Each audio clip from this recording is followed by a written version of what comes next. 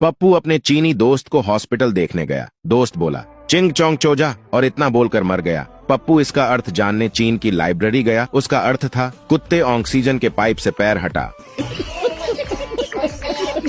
आजकल private school की madam की उम्र इतनी हो गई है कि बच्चे पढ़ने के बजाय सीधा पटाने में लग जाते हैं।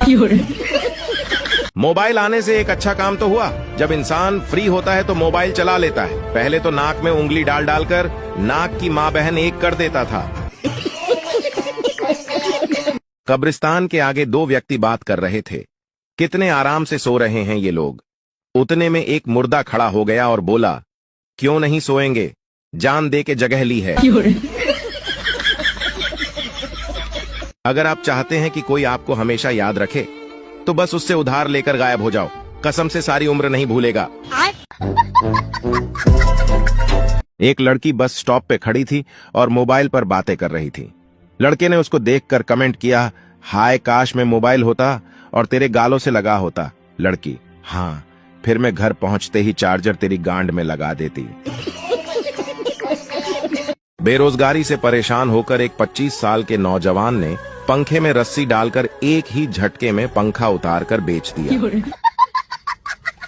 पप्पू एक सॉफ्टवेयर कंपनी में इंटरव्यू देने गया। एचआर ने बोला, जावा के 4 वर्जन बताइए। पप्पू बोला, मर जावा, मिट जावा, लूट जावा और सदके जावा। फिर एचआर ने बोला, शाबाश, ऐसा है, अब घर जावा। रात को जब आंधी आती है तो शहर के बच्चे, मम्मी हमें आपके पास सोना है, बिजली कड़क रही है, और गांव के बच्चे, ए माई झोला दे आम चुन ले आई। न तलवार के वार से न गोलियों के बौछार से देश बर्बाद हो रहा है, मोबाइल के रिचार्ज से। अमीरों के प्लेन में एयर होस्टेस मुस्कुराती हुई आती है, पर हम गरीबों की ट्रेन में ताली बजाते हुए, ऐ चिकने ला देना। छुट्टी का दिन था। पति महाशय सुबह सुबह फेसबुक खोलकर बैठ गए। उनकी एक महिला मित्र ने सैंडविच का फोटो अपलोड करके लिखा, आओ सब नाश्ता करें। पति महाशय ने कमेंट किया, बहुत टेस्टी नाश्ता था, मजा आ गया। पत्नी ने यह कमेंट पढ़ लिया और पति को नाश्ता ही नहीं दिया। 4 घंटे भूखा रखने के बाद पत्नी बोली, लंच घर पर करोगे या फेसबुक पर?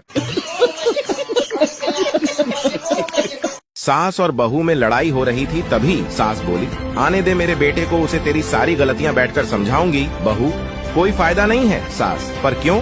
बहू, क्योंकि तुम बैठकर समझाओगी और मैं लेटकर मना लूंगी। क्रिस 3 मूवी देखकर एक लड़की बड़ी खुश हुई और उसने ऋतिक रोशन को कॉल किया और कहा, उस लंबी जीभ वाले का नंबर मिल सकता है क्या? ऋतिक रोशन ने कहा, क्यों? लड़की बोली, कुछ छटवाना था। गांव के प्यार में प्रपोज नहीं होता, डायरेक्ट बोलते हैं, तुम उस खेत में पहुंचो, मैं आ रही हूं। लड़की होने का एक बड़ा नुकसान ये भी है कि किसी लड़के से लड़ाई करते हुए ये भी नहीं कह सकती कि तू मुझे मिल जरा अकेले में।